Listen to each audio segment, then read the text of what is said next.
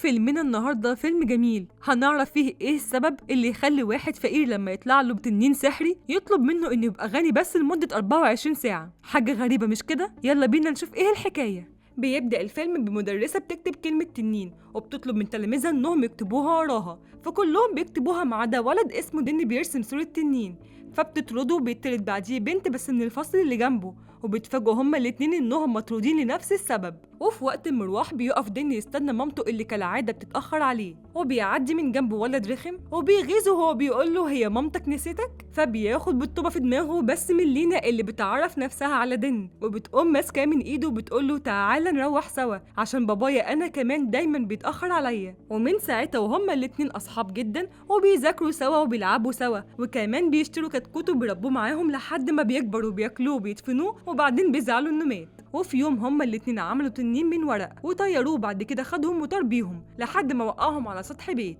وبيبقوا مبسوطين جدا من اللي حصل. وقتها لينا بتطلب من دين انه يوعدها انهم يبقوا اصحاب على طول، فبيوعدها دين وبيبقوا مبسوطين جدا بصداقتهم وبحياتهم البسيطه. وفي يوم بابا لينا بيعرفها انهم هيعزلوا خالص من المكان ده وهيروحوا يعيشوا في مكان افضل، فبتزعل لينا لانها هتسيب دين بعد ما اتفقت معاه انهم يبقوا اصحاب على طول، وبتروح بعدها تودع دين اللي بيكون مش مصدق اللي بيحصل. وبتعدي السنين وبيكبر دين وبيشتغل دليفري وهو لسه بيدرس، وبالصدفه هو بيوصل الطلبات بيقابل زميله اللي معاه في الفصل وبيقول له انت مش بتيجي ليه المدرسه يا ابني؟ انت بقالك اسبوعين غايب. فبيرد عليه دين وبيقول له انه لازم يشتغل علشان عايز يعمل حاجه كده، فبيقول له الحاجه دي لينا برضه؟ فقال له الصراحه اصل النهارده عيد ميلادها وعايز اجيب لها هديه. وبعدها بيسيبه وبيمشي وهو بيطلب منه انه ينقل له الواجب، وبيكمل دين توصيل باقي الطلبات وما بيكونش فاضل معاه غير اخر طلب، وبيلاقي ان صاحب الطلب ده عايش في مكان غريب جدا، فما بيحطش في دماغه حاجه وبيروح يوصل الطلب. فصاحب البيت بيطلب منه انه يدخل له ويعدي من جنب الباب، فبيكتشف دين ان مفيش بيت اساسا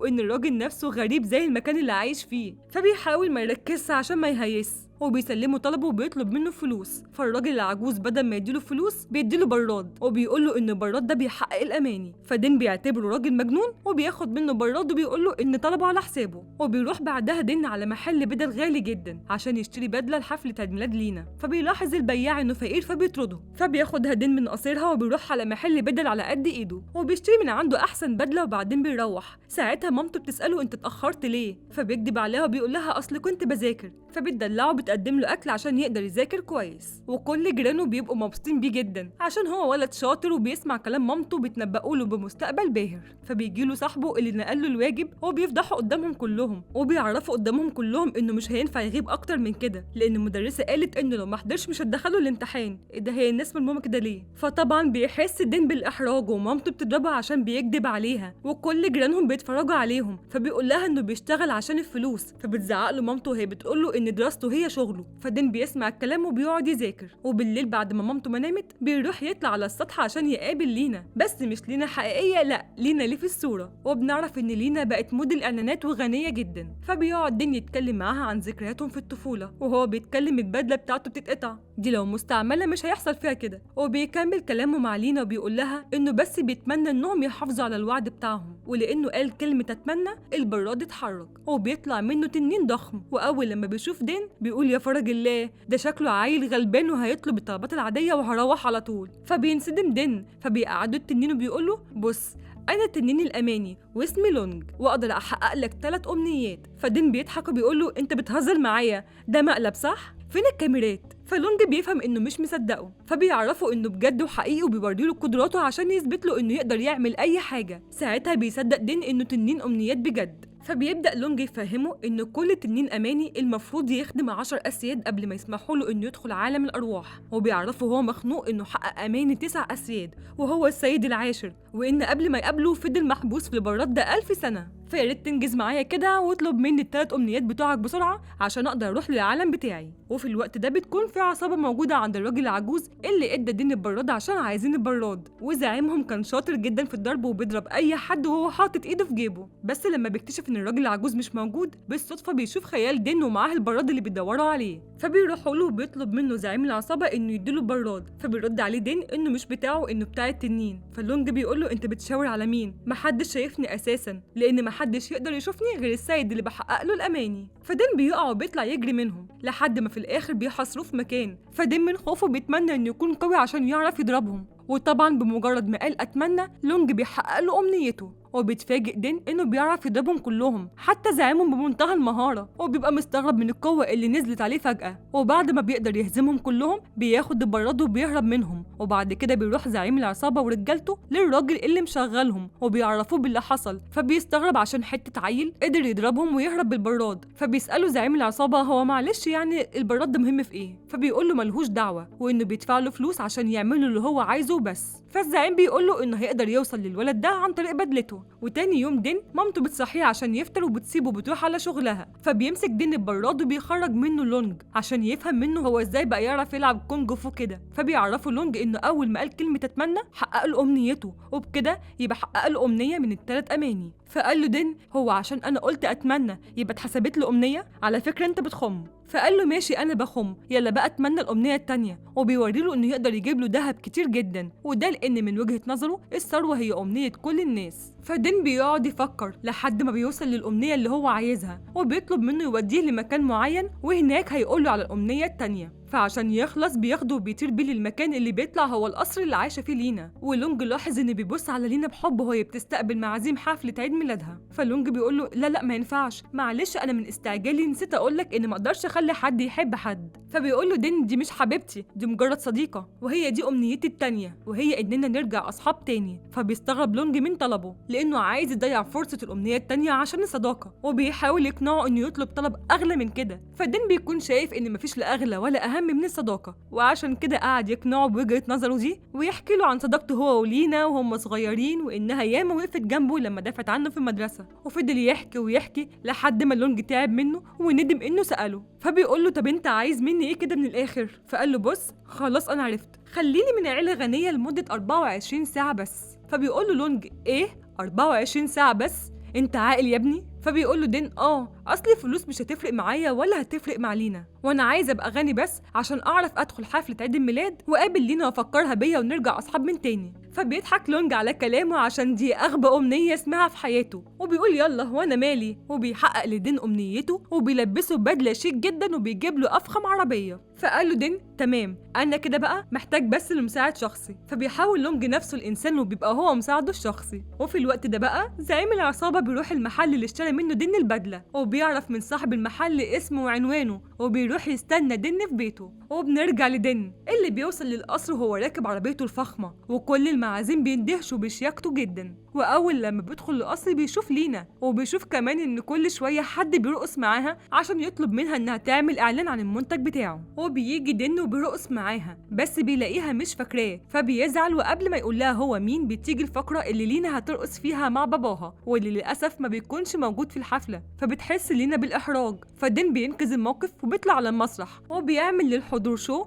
بحركات الكونج فو. وقتها لينا بتستغل انشغال الحضور وبتروح تعيط وسط كل الهدايا اللي جات لها. فبيروح وراها دين وبيلاقيها بتعيط عشان باباها على طول مشغول عنها حتى في يوم عيد ميلادها. فدين بيحاول يواسيها وبيخفف عنها، فبتشكره لينا انه خلصها من الموقف الوحش اللي كانت فيه. ولونج بيكون شايفهم وبيتأثر بكلامهم، فبتتعرف لينا عليه، ولسه دين هيعرفها بنفسه ويديها هدية عيد ميلادها. بيدخل مساعد باباها عشان يعرفها ان باباها عايز يكلمها فيديو كول. فباباها بيهنيها بعيد ميلادها وبيقدم لها هديتها اللي بتطلع نفس هدية السنة اللي فاتت، وده لانه مش مركز معاها خالص ودايما مشغول عنها. فدين بيحاول يعدي الموقف ده وبيعرف باباها عليه. فمن لبسه باباها بيعرف انه غني جدا، فبيعجب بيه وبيبقى عايز يقربه من لينا اكتر. فبيطلب منه انه يتغدى مع لينا بكره. ولما حب يعرف اسمه دين بيكذب عليه وبيقول له ان اسمه دان. ولما بتخلص الحفله بيروح هو ولونج وبيقول له دين انه مبسوط جدا عشان هيتغدى بكره مع لينا، وبيقرر ان هو يستغل الفرصه دي ويقول لها الحقيقه وانه هو دين مش دان. فبيقول له لونج انه مش هيقدر اصلا يقول لها حقيقته لانه هو شاب بسيط وهي من عيله غنيه، وقصتهم دي معروف نهايتها واللي هي طبعا نهايه وحشه جدا. فبيفهموا دين ان اللي بيربطه بلينا علاقه اقوى من الفلوس وهي صداقه، وبيقول له انه اكيد مش هيقدر يفهم معنى اللي بيقوله لانه مش من البشر زيهم. فبيقول له لونج وهو متعصب انه كان بشر قبل ما يكون تنين، وبيعرفه كمان انه كان اكبر لورد في الصين، وانه كان غني جدا وبيملك سلطه والكل كان بيحبه، وعشان كده كافئوه حولوه لتنين اماني. وبيقول له خلصني بقى واتمنى الامنيه اللي بتمناها كل الناس. فدين بيبص في ساعته وبيعرف ان هو اتاخر، فبيطلب من لونج انه يروحه بسرعه قبل ما مامته ترجع من الشغل. فعلى طول لونج بيروحه وبيقعد دين على الترابيزه وبيعمل نفسه قال ايه كان بيذاكر. فلونج بيفكروا انه لسه لابس البدله فبيقلعها بسرعه وبيرميها من الشباك. فبتدخل مامته بتقول له ايه يا ابني اللي انت عامله في نفسك ده؟ فقال لها اصل الجو حر قوي يا ماما. فقالت له حر؟ ده الناس بره هتموت من البرد. وبتقول له انت مش مظبوط ياض. وبتشك انه بيشرب حاجه او بيتعاطى حاجه. وطبعا كالعاده تتخانق معاه وجيرانهم بيتصنطوا عليهم وبيجيبوا فشار عشان يتسلوا. ومن الناحيه التانيه بنشوف بابا لينا وهو حزين لان شركته قربت تفلس بسبب القروض اللي واخدها ومش قادر يسددها. وبيكون مخبي كل ده على لينا وبيقوم يتصل بزعيم العصابه اللي بيطارد دين. وبنكتشف ان بابا لينا هو اللي مشغلهم وبيسالهم يا ترى وصلوا للولد ده وجابوا منه البراد اللي هيحل مشاكله ولا لسه. فبيعرفوا زعيم العصابه ان عرف بيته وانه هو ورجالته قاعدين قدام بيته ومراقبينه كويس. وتاني يوم بيشوفوه وهو خارج وبيمشي وراه وبيستغرب زعيم العصابه من اللي دين لابسه ومن العربيه اللي راكبها. وبيروح دين يقابل لينا وبينصحوا لونج انه يتكلم معاها بطريقه الاغنياء وهي انه ما يديهاش اي اهتمام ويا سلام وهي بتتكلم كده يقطع كلامها ويتكلم مع حد تاني. فدين بيثق في خبرته وبيسمع كلامه وبيعمل كل اللي قاله عليه. فلينا في الاول بتستغربه لكن بعد كده بتتضايق منه وبتقوله انها ما بتحبش الطريقه دي وانها بتحب الحياه البسيطه. فبتقوم وهي بتقوله انه طلع عكس ما كانت فاكره. فساعتها لونج بيستغرب وهو بيقول ايه ده الطريقه دي كانت جايبه قوي مع ال17 واحده اللي انا اتجوزتهم. فدين بيروح ورا لينا عشان يصالحها لكن بيلاقي في وشه العصابه اللي عايزه تاخد منه براد. فبياخد لينا وبيطلع يجري والعصابه بتطلع تجري وراه وبيستخبوا هما الاتنين جوه مجسم تنين. بس لونج بيبقى متنكر فيه وبتساله لينا هما مين دول؟ فبيقول لها دول ناس عايزين يخطفوني. وقتها لونج بياخدهم وبيطير بيهم لحد ما بيوصلهم للحي اللي ساكن فيه دين. وفي اللحظه دي بتكون ال24 ساعه خلصوا وبيظهر دين على حقيقته قدام لينا وبيبقى خايف من رد فعلها جدا لكن بيتفاجئ انها كانت عارفاه وفاكره المكان ده كويس. وبتروح تسلم على جيرانها اللي وحشوها وهي كمان وحشتهم. فبياخدها دين على مامته اللي اول لما بتشوفها بتشك في دين انه بتاع بنات. فبتضربه وهي بتقول له انه صايع وبتاع بنات وان هي دي البنت اللي مغيراه. فبيقول لها بنت ايه بس يا ماما؟ دي لينا صاحبتي اللي كانت عايشه معانا هنا. فبتفتكرها مامته وبتسلم عليها وبتضيفها في بيتها وكل الجيران بيتضايفوا معاها بس كلهم بيبقوا مبسوطين ولينا بتقضي معاهم اليوم كله. ولونج بيكون شايفهم من الشباك وبتأثر باللمه الحلوه والحب اللي ما بين الناس دي وبعضها. وبعد كده بياخدها دين للمكان اللي فيه الاعلان بتاعها وبيفكرها ببعضهم لبعض. وقتها بيكلمها مدير اعمالها وبيفكرها ان عندها تصوير كمان ساعه وعشان كده هيبعت لها عربيه تاخدها من المكان اللي هي فيه. وبعد ما بتخلص المكالمه بتشكر دين على الوقت الجميل اللي قضيته معاهم وبتقوله ان دلوقتي بقى عندها حياه مختلفه خالص عن حياته وعشان مستقبل شغل باباها لازم تكون حياتها على مستوى عالي. فبيزعل دين وبيقول لها عندك حق مستوايا فعلا غير مستواكي. وبعدها بتوصل العربيه لينا وبتاخدها وبتمشي. فبيقعد دين لوحده وهو زعلان. فبتروح لمامته بتقوله انه لازم يبقى واقعي لانهم خلاص كبروا ما بقوش اطفال. فبيتضايق دين وبياخد البراد وبيروح لمكان الاعلان وبيقول لتنين لونج انه خلاص هيريحوا منه ويطلب منه امنيته الاخيره وهي انه يخليه غني وعنده اكوام من الذهب زي كل الناس اللي قبله ما عملت. وبيعرفوا انه بيطلب الطلب ده عشان ساعتها كل الناس هتحبه وهتحترمه ويتمنوا بس انهم يقربوا منه. وبيقول على نفسه انه كان غبي لما افتكر ان الفلوس مش كل حاجه وان لينا ما بيهمهاش الحاجات دي. فلونج بيقول له قبل ما انفذ لك امنيتك هوريك حاجه الاول.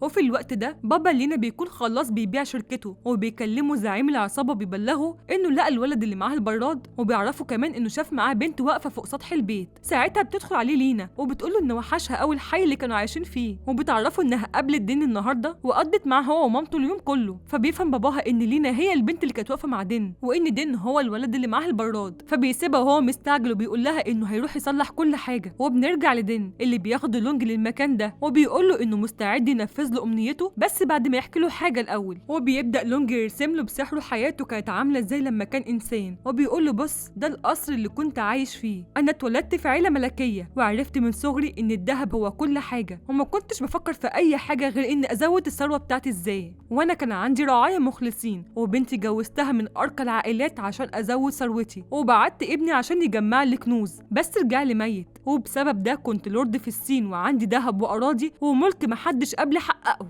بس برغم كل اللي املكه ده لما كنت بموت كنت مستني موكب الرعايا المخلصين وعيلتي يكونوا جنبي بس ده ما حصلش ومت لوحدي. ولما رحت لعالم الارواح برضه هناك كنت مستني موكب يرحب بيا بس برضه ده ما حصلش. والالهه عاقبتني وحولتني لتنين اماني ودي ما كانتش مكافاه زي ما قلت لك وحبسوني بعدها في البراد ده وبعتوني للارض عشان احقق امنيات 10 اسياد واتعلم المعنى الحقيقي للحياه. ورغم كل السنين اللي قضيتها وانا بحقق الامنيات برضه ما فهمتش المعنى الحقيقي للحياه الحياة لحد ما قابلتك انت وشفت واتعلمت منك أهمية العيلة والصداقة، وإن دهب الدنيا ما يقدرش يشتري الحب. وفي الوقت ده بابا لينا بيوصل لدين عشان ياخد منه البراد اللي هينقذه من الإفلاس. فلما بيسمع زعيم العصابة الكلام ده بيضرب دين وبيوقعه، فبيزعق له بابا لينا بيقول له أنا قلت لك تجيب لي براد من غير ما نأذي الولد. فبياخد من بابا لينا البراد وبيغدر بيه وبيقول له أنا هأذيك أنت شخصيا وبيوقعه. وبعدها بيطلب من التنين إنه يخلي إيده كل ما تلمس حاجة تتحول لذهب، وفعلا حقق له طلبه. وبتيجي لينا وبتشوف باباه هو في الحالة دي وبيقول لها إنه عمل كل ده عشان كان بيحاول ينقذ تجارته من الإفلاس، لكن للأسف معرفش وبيغمى عليه. وقتها دين بيجري وبيلحق العصابة وبيمسك في العربية عشان ياخد منهم البراد، وبيفضلوا يضربوا في بعض، والبراد كان عمال يتنقل من دين للعصابة ومن العصابة لدين، لحد ما في الآخر بيقدر زعيم العصابة ياخده من دين. وبيقفوا هما الاتنين على ظهر لونج، فبيهجم عليه زعيم العصابة عشان يحوله لتمثال ذهب. فلونج بيضحي بنفسه وبيقف قدام دين، فالضربة بتيجي فيه هو وبيتحول لذهب، فبينتقم منه دين وبيضربه وبيوقعه، فبيلمس نفسه وبيتحول لذهب. ولونج بيقع بعدها في المية، فبينزل وراه دين عشان ينقذه، لكن ما بيعرفش وبيموت لونج وبيرجع لعالم الأرواح بس على هيئة إنسان. وبيظهر له الراجل العجوز اللي ادى الدين البراد، وبيقول للونج إن خدمته للناس كتنين أماني انتهت، وبيهنيه لأنه فهم معنى الحياة وقت ما فضل مصلحة غيره على مصلحته. وبيقول له دلوقتي بس مسموح لك إنك تدخل لعالم الأرواح، لكن لونج ما بيرضاش يدخل وبيطلب منه يحوله تاني لتنين وينزله الأرض عشان يحقق لدين آخر أمنية ليه. فبيوافق الراجل العجوز بس بشرط.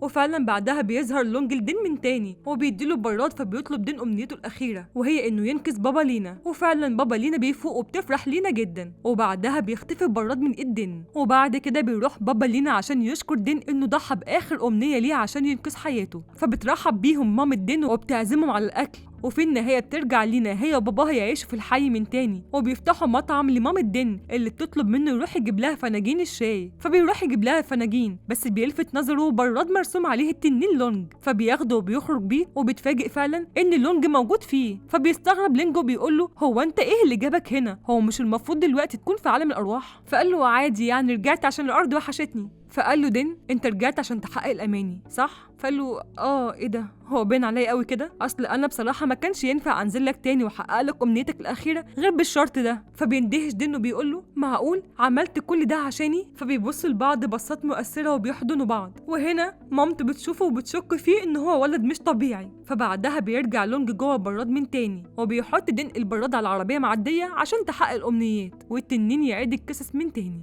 وبيطلع اللي سايق العربيه هو الراجل العجوز. وبس كده، يا ريت لو عجبكم الفيديو ما تنسوناش في اللايك والسبسكرايب، وبجد الف شكر لكل واحد بيدعمني بلايك او بتعليق استمري. الف شكر ليكم، باي باي.